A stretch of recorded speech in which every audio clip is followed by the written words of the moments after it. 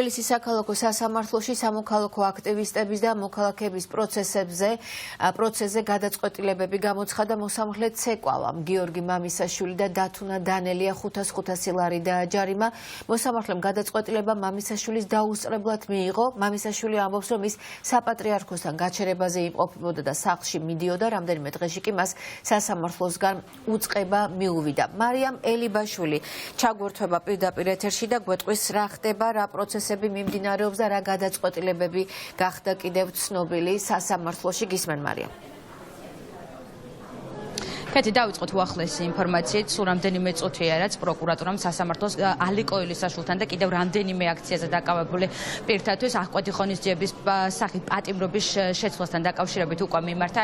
პროკურატურა ახლა უკვე გირაოს შუამდგომლობას აყენებს. 2 საათზეა დღეს თბილისის საქალაქო სასამართლოში ჩანიშნული ალი ყოილისაშვილის პროცესი და ვნახოთ რა გადაწყვეტილებას მიიღებს მოსამართლე. რაც შეეხება პროცესებს, დღევანდელ საქალაქო სასამართლოში 11 ადამიანზე გაიმართა სასამართლო პროცესები. აქედან 10 მოსამართლე ცეკვავამ 500 ლარიანი ჯარიმა დააკისრა გზის ხელოვნურ გადაკეთვასთან დაკავშირებით, ხოლო ერთ-ერთი დაიტოვეს მონაწილეს კი ორგანიზატორობაში დასდო ბრალი და მას 500 ლარით დააჯარიმა.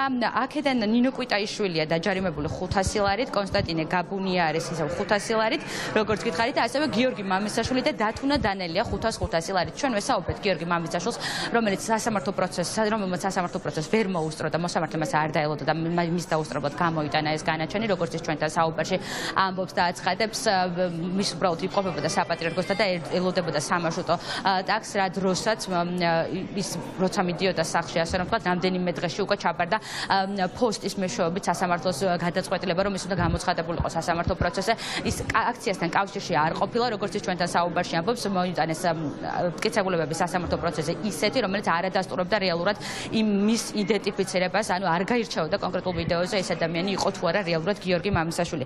რაც შეეხება დანარჩენ პროცესებს, დღეს უნდა გაიმართოს ასევე 14 დეკემბერს დაკავებული ნიკო მანაგაძის დროას წევრის, ასევე ნიკო ქვაცაბიას და ნიკო კალანდაძის სასამართლო პროცესები წესით, რადგან მათ ყველას გასდის 48 საათიანი პატიმრობის ვარდა და ახლა შინაგან საქმეთა სამინისტრომ ოფიციალურად უნდა მიმართოს სასამართლოს, რომ ჩაინიშნოს პროცესი, ან უნდა გამოუშვან ხელწერილი საფუძველზე და შემდეგ უკვე უნდა დაიწყოს ერთი თვის განმავლობაში ჩაინიშნოს უბრალოდ სასამართლო პროცესი. როგორც ნიკო მანაგაძის უფლებადამცველი ჩვენთან საუბარში ამბობს, სანამ მას დააკავებდნენ, ზუსტად იმ დღეს მივიდა საგამოძიებო უწყებიდან ცნობა იმის შესახებ, რომ ის დაბარებული იყო კონკრეტულ სისხლის სამართლის საქმეზე გამოკითხვაზე, თუმცა ნიკომ გამოცხადებაზე უარი განაცხადა და თქვა, რომ ის დაიკითხებოდა თბილისის საქალაქო სასამართლოში მაგისტრატი მოსამართლის თანდასწრებით. სწორედ ეს უთხრეს ნიკო მანაგაძესაც დაკავების დროს, რომ ის რადგან არ გამოცხადა საგამოძიებო უწყებაში, სწორედ ამიტომ დააკავეს. ის დააკავეს სამოქალაქო ფორმაში ჩაცმულა პოლიციის თანამშრომლობა, როგორც ადვოკატი ჩვენთან საუბარში ამბობს, მას ამ ეტაპისთვის დაზიანებები არ აღენიშნება. დავჯარიმდი 500 ლარით. უბრალოდ ფიზიკურად ვერ მოვასწარი მოსვლა, საცობები იყო და დაახლოებით 15 წუთი დამაგვიანდა და შემატყობინეს, რომ დაჯარიმებული ვარ 500 ლარით. გზის უკანონო გადაკეთვას მე დავებიან. რაც ჩემ მხრიდან არ მოხდარა ეგეთი ფაქტის განხორციელება. საპატრიარქოს მიმდებარე ტერიტორიაზე ველოდებოდი სატრანსპორტო საშუალებას, რადგან გზა იყო გადაკეტილი იუსტიციასთან, საპატრულო პოლიციის მხრიდან და არ მოძრაობდა ტრანსპორტი, ველოდებოდი, გაიხსნა გზა, ჩავჯექი ტრანსპორტში, წავედი სახლში. მოულოდნელად მომივიდა მე ფოსტით სასამართლოში გამოცხადების უწყება. მე პირადად რა მტკიცებულებასაც გავეცანი, ჩემთვის არ იყო მისაღები, იმიტომ რომ ფიზიკურად იდენტიფიცირება ჩემი ვერ ხერხდებოდა, იმიტომ რომ ადამიანი, რომელიც იდგა მანქანასთან, უბრალოდ მგავდა, შორიდან იყო ვიდეო გადაღებული 20 მეტრიდან და ჩემთვისაც რთული გასარკვევი იყო, აშკარად მგავდა, მაგრამ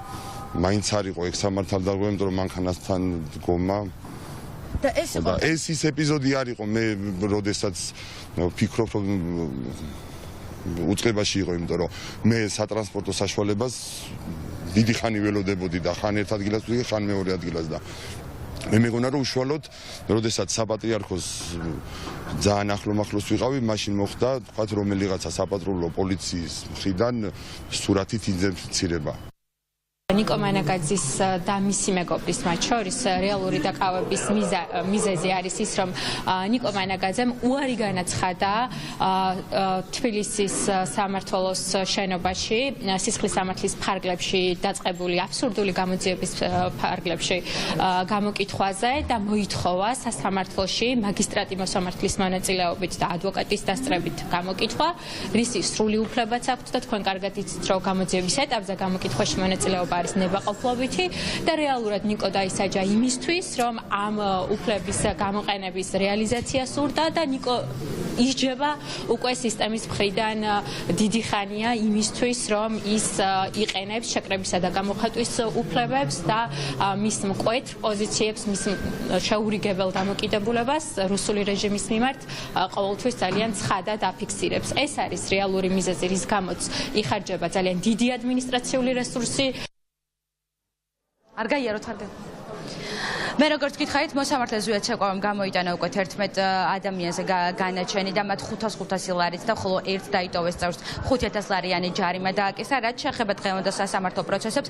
შაბათს 14 დეკემბერს დაკავებული აქციის მონაწილეების 48 საათიანი პატიმრობის ვადა სწორედ დღეს იწურება, შესაბამისად დღეს უნდა ჩაინიშნოს სასამართლო პროცესები, ან უნდა მიმართონ, უნდა მათ ხელწერილი საფუძველზე დატოვონ წინასწარი მოთავსების იზოლატორები. მე როგორც გითხარით, დღეს ასევე 2 საათზე ჩაინიშნულია გალე კოილისაშვილის სასამართლო პროცესი, პროკურატურა მიმართა სწორედ სასამართლოს აღკვეთი ღონისძიების პატიმრობის შეცვლასთან დაკავშირებით გირაოს სახით. ყველა მათგანზე დღეს სასამართლო პროცესი უნდა გაიმართოს, მიმდინარეობს ადმინისტრაციულ სამართალდაღოვანთა კოდექსის 173 მუხლით გამოძიება, რაც პოლიციის კანონიერი მოთხოვნის დაუმორჩილებლობას გულისხმობს და ვნახოთ, როგორ განვითარდება თბილისის საქალაქო სასამართლოში პროცესები.